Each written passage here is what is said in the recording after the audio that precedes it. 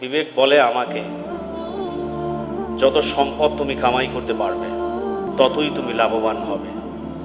বিবেক বলে আমাকে, যত অর্থ তুমি উপার্জন করতে পারবে ততই তুমি সফলতা অর্জন করতে পারবে।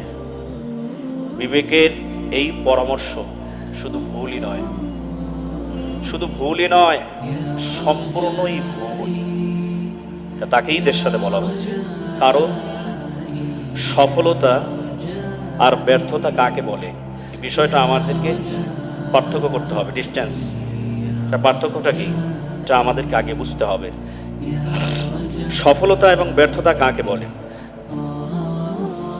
সফলতা বলা হয় কাঙ্ক্ষিত বস্তু হাতে আসার পর সেটাকে স্থায়ীভাবে সংরক্ষণ করে রাখা। কাঙ্ক্ষিত বস্তু যে কোনো বিষয় হোক, বিষয়টা হতে হবে, বস্তুটা হতে হবে মহামূল্যবান।